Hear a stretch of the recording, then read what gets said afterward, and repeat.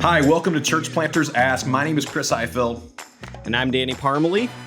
In this podcast, we're going to be answering the question, what has to happen for the church to get started? A brand new church, how do we get this brand new church up off the ground? You know, there's a million ways to start a church, but we're going to talk about the foundational things that are all transferable truths that will help you launch a church that will impact a community for Christ. And you know, Danny and I for years have debated about what makes a church actually take off. You know, is it a pivotal leader that just has great abilities and charisma and skill, empowered by the Holy Spirit? Is it their team? Is it their finances? Like, what is it that really makes a church plant take off? Right, Danny?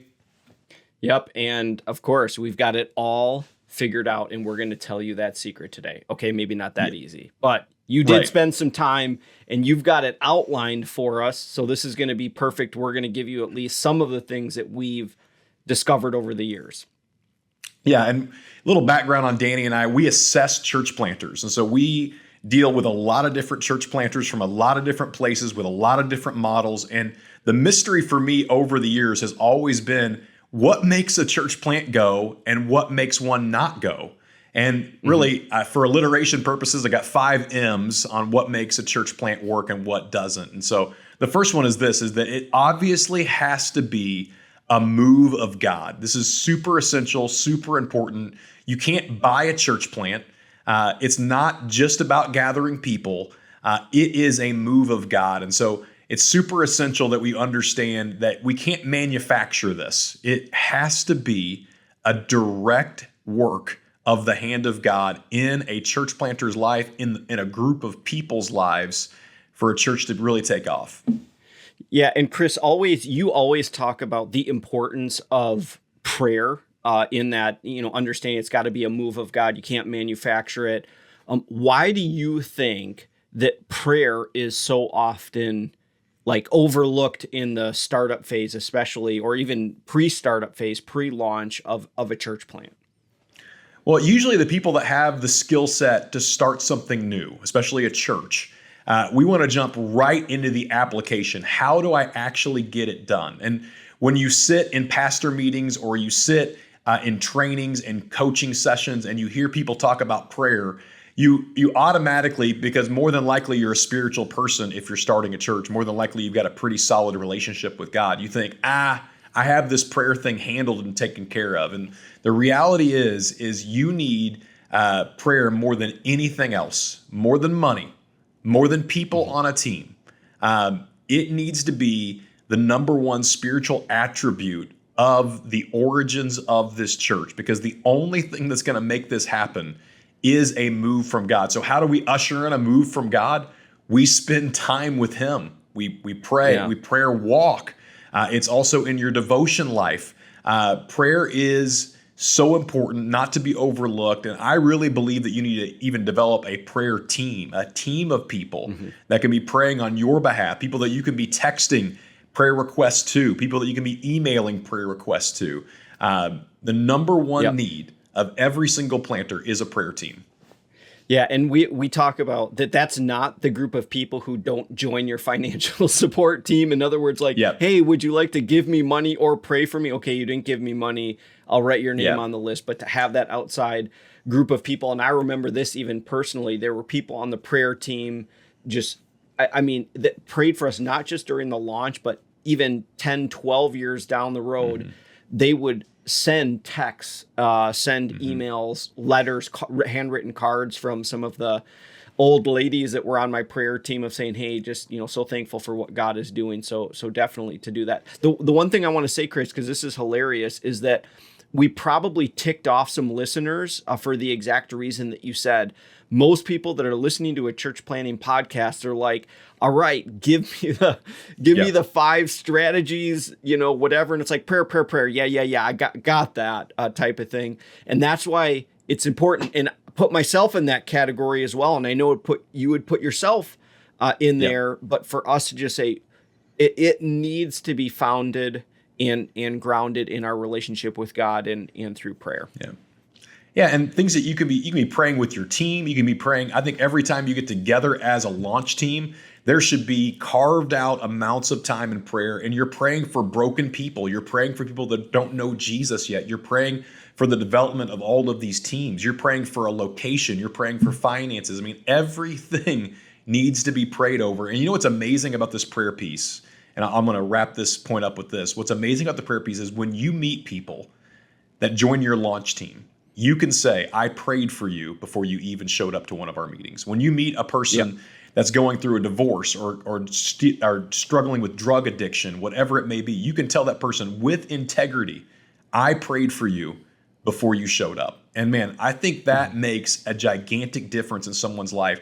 They're shocked that someone would pray for them. And so this is not a point to be overlooked and go, yeah. In fact, if you fast forwarded through this or listened to this at twice the speed, you should actually go back and listen to it again. I'm telling you, you need prayer to launch a church. Good. Awesome. The second thing that I think every single church needs to be for the second thing that every church has to have for a successful launch is for the mission to be up front and center. I think sometimes we want to start a church because we think that we can do it better. And inside of every church planter kind of is that grittiness or is that entrepreneurial, I can do this better than I've ever seen it done before. And that's great. Yeah. But the number one mission has to be people that don't know Jesus yet. You don't just want or need to be the coolest church in town or the church that has haze or the most relevant thing. What you need and what the people in your community need is the mission to be front and center. And the mission is to help point people that don't have a relationship with God to God. And this is so essential. I think it's oftentimes, just like prayer, it's oftentimes overlooked, but the mission has to be paramount. So, yeah, this is really critical. And I think that one of the things is that, like you said, there's multiple things that usually motivate us to plant a church, but sometimes in that early phase, you can have the dark side of those motivating factors. Maybe you were fired from a job. Maybe no one ever gave you a chance to be the preacher or leader. Again, God can use some of those things to kind of push you out of the nest to plant a church. But as you said, first and foremost, the mission of reaching the lost. Now, here's the thing is that we do an exercise with church planners, like, what's your mission? And some of them struggle a little bit with that. You never need to struggle with the mission because the mission's already been given to you. Okay, that's right. That's the Great Commission. Now, vision, that's something different because that can be different amongst church, but the mission has already been given to you. I want you to speak, though, a little bit, Chris, of why, if you don't have a crystal clear mission, why is that such a dangerous thing, especially in the early stages of the formation of the church, if you are just not so clear yourself about the mission? Yeah, if you're not clear about the mission, people aren't going to want to join the team. And the people that do want to join the team are the wrong kind of people. They're the kind of people that say, well, I'll help you carve out the mission and create the mission. And the next thing you know, you're not a church. You're a holy huddle of people that meet together. And your mission becomes whatever their past experiences are. It's a collection. Yeah. It's a mosaic, they may call it, right? And it's really important that you make a decision to say the mission, just like Danny just mentioned, the mission has to be the Great Commission. Jesus already told us what it is. Just follow it, which is go and make disciples of all nations, right? And here's the thing. A lot of people, we meet church planters often, that there's nobody on their team or nobody attending their church that was unchurched or dechurched before the launch. And this is a key indicator that the mission is not up front and center. I mean, just look at the mission. Luke 15 is another great example. You want to know the heart of God? What's the heart of God? Luke 15 helps you understand the mission. It's people that are far from him. And you're listening to this podcast, little homework to do. Go look at the 3 stories in Luke chapter 15. Yep. And it's super crystal clear. Just a fun little thing. I preached Luke 15 last week. So way to butter me up. That's awesome. Yeah. Thanks. Way to go. I mean, and I think, honestly, Luke 15 is something that you ought to be talking to your launch team about. Like, Spend a month in Luke 15. Like remind them over and over and over again. Here's the thing. You think the mission is clear. And I used to think that our mission was super clear. And then I realized that it wasn't. In fact, one of our counterparts went and did a training at our church. His name's Brian. Brian came and did this training at our church in the early days. We were at like year 2. And he was doing a training on mission and vision. And he just asked a group of 30 people that were attending our church, what's the mission of Grace River? And listen, it was crickets. And I was like, oh my gosh. I thought that everyone knew the mission of our church. And the reality was they didn't. And so I just decided I'm going to start mentioning it every single weekend. Like somehow in the host moment, in the prayer moment, in the offering moment, in the sermon, in the worship time, like whatever it is, we're going to mention the mission. And today it's repeatable. People know what the mission of our church is. And I think it's really important that you make it repeatable, that you make it one of those things where it's not just written on the wall, where it's not just on a piece of paper somewhere, but it's something that you're actually living out in the life of the church. Mission is super critical. It's great. Super important. The third thing, the third M that I think is really important to get the church off the ground is you need momentum. And so momentum is more than just being a hype man, though. Momentum is more than just creating this false energy. All right. What momentum is it's tides that what momentum really is it's waves that lead to tides. And so you want to create the kind of environment where there is so much life change happening that people just desperately want to be a part of it. You want to set your church apart from any other church out there. What is going to make your church uniquely different is that it's got momentum, is that your church is not dead. I mean, you think about any sporting event that you watch, a team can be down by 10 points or 20 points. And then you can watch just with one penalty or one momentum shift somewhere, you can see the momentum of that game changing. And all of a sudden, the fans, whether it's the home or the away team, everyone feels it, right? And they think, oh man, when you're on the winning side of that momentum, there is nothing like it. And so the church ought to be like that, where you're on the winning side of momentum and you're creating opportunities. Every year there are calendar opportunities like Christmas and Easter and Mother's Day, right? But as a church, as a new church especially, you ought to be creating momentum moments to help get your church up and off the ground. Chris, you talk about this a lot during trainings, and I love this as you talk about momentum. One of the things that you said, and I want you to speak to it just a little bit more, is the difference between like hype and momentum. So in other words, like what do you mean by that, in the sense that like you can't just be a hype person, but explain just a little bit more what you mean by kind of like recognizing those waves when they come in and then to jump on those and to utilize them for further momentum. Yeah, I mean, hype is disingenuous, right? People can look and see right through it. Hype is you're stealing everybody else's statements, everybody else's sermons, everybody else's calendar.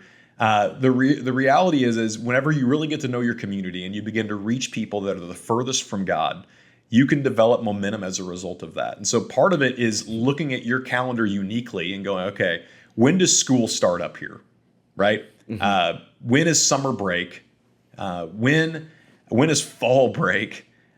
These little opportunities throughout the year, and you look at it and you create events, and you also create Sunday morning or weekend experiences around what is actually happening in your community. And so cultural context is super important when it comes to momentum, and it's recognizing, like, I'll give it a tangible example for a moment. Some churches decide to baptize on Easter Sunday. I think that's a mistake, and here's why. Easter is already going to be big. So why don't you baptize 2 or 3 weekends after Easter? And then, look at this, then you have another momentum day.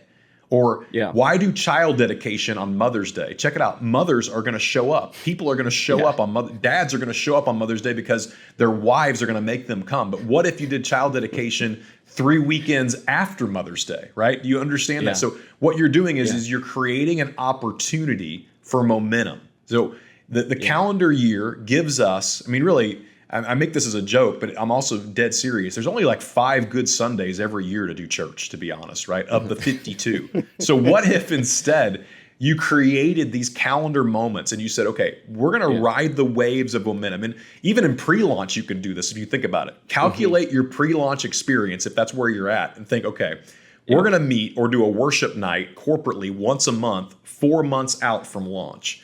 But creating momentum means that you're doing more than just that one thing. Like, so you do the worship night or you do the preview service, and then 2 weeks later, do a service thing in the community. Like, find a way to serve people or do a barbecue that you can invite people back to. What you're doing is you're creating momentum. And so there's nothing like this. Whenever you get on a wave, I'm not much of a surfer, but when you watch surfers, they're waiting for the right wave.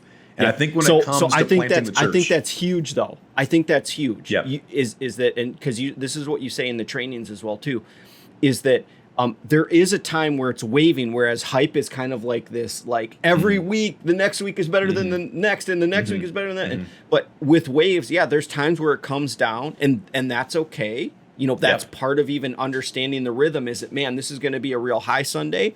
We take a little break. We don't need to try to make that outdo the week before or the story before, or whatever God is doing. But sometimes you're just waiting, and then all of a sudden you see that wave. And like you said, I'm not a surfer either. You get on that wave and you ride that one for a while until it kind of crescendos down and then heads back up. And not every single one of them is a winner. So I think part of it is trying new stuff. Like, hey, it's okay. Like, if you did an event and it didn't work out the way you thought it was going to, hey, welcome to the club. We've all been there. Don't quit, right? I talked to a planter the other day that had one person show up to an interest meeting, like an interest party they had, and he was super discouraged. And I was like, okay, hey, let's just try something new next time, right? So had a coaching call with him and helped him understand, hey, here's the new thing that I can try next time that will help ensure that more than one family shows up to this preview event. And I've talked to so many planters that if you're in that club, I want you to know something. God's still going to use you, okay? In fact, that's not the indicator that you shouldn't plant this church, just so you know. It's just an indicator that you should try something new. And we can give you all the tips and tricks, but the reality is every context is a little bit different. So we're not starting McDonald's franchises here. Every single church is a little bit different. So if it was a McDonald's or a Chick-fil-A franchise, it would be way simpler and everybody would do it. And so you've got to learn the cultural nuances to be able to ride the wave of momentum. Great. The fourth M is money. And I think this is really important when it comes to funding. A lot of planters want to skip this step, similar to the prayer step, right? But the mechanism that you will use or the systems that you will use for fundraising, whether the church is in pre-launch or post-launch, you'll never stop raising funds for your church. Never. And I was told that in the early days. And man, I fought it big time. I was like, oh man, I can't wait for the church to get to a place where I don't have to fundraise. And I'm just telling you something. It never actually gets there. Right. And it never should, because our dreams and visions depend on the resources that God provides through our people. But I would say that because when you're a church plant and you start out kind of small, it's maybe a little bit more difficult because you're kind of inviting people into a vision, because there's not people yet. There's not a church service. There's not a physical building. But speak to a little bit, Chris, of what you've seen happen with church planters that say, you know what, I'm just going to preach the gospel and I'm not going to worry about money at all. And so they kind of either skip it or just they just don't give the attention to fundraising, especially pre-launch and core team or launch team development. Yeah, I think that the ones that do that miss an opportunity is all. Like, and opportunity, when I think about all these M's that we're talking about, I wish there was one that mentions opportunity, to be honest. But like, man, when you fail to ask people to give, you're missing an opportunity for them to join you on the mission. And if you can get people to give to the mission, then you can get people to show up. I'm telling you, it's the same kind of system. And the planters that don't do well in fundraising typically don't do well in gathering people, because it is literally the same system. And initially, I hated fundraising. I would gripe about it. I would moan about it. And a mentor spoke into my life. His name's Sean. And he said, Chris, you have the wrong viewpoint on this. You're making this about you. It needs to be about the people that don't believe yet. You're not, listen to me, church planter, you are not asking for you. You're asking for the people that live in your community or the community that you're going to live in that don't know Jesus yet. And when you have that kind of vision, when you have that kind of mission, and you understand like this is who we're raising these funds for. It's not just so I can feed my family. It has to be bigger than that. Like eternity is on the line. And so like there is something about raising funds for a church. And when that mentor in my life spoke that into my life, it changed my viewpoint. And then all of a sudden, I was like Forrest Gump, like in that scene in the movie where his like leg braces fall off, and I was just ready to go. You are like Forrest Gump a lot. Actually, when I look at you a lot, I think of Forrest Gump. So yeah, it's actually true. It's actually true. Yeah, and you're Bubba. I'm kidding. Anyways, thank you. Yeah, no, we got lots of shrimp to catch, but all that to say, man, I think don't do this dream alone. And when it comes to financial support, when it comes to funding, it's going to take more money than you could ever imagine to help start this church. It really will.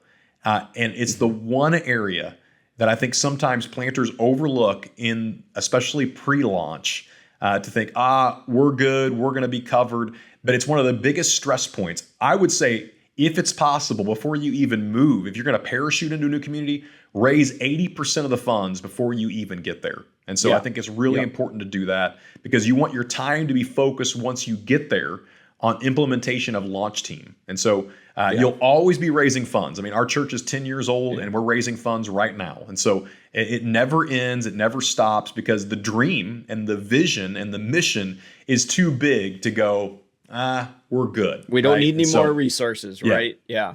The fifth thing that we all have to look at in the life of the church to get it off the ground is you expecting God to do some miracles. I mean, when you get to the place where you've done these other four things, buckle up because every church has a unique story of what God did.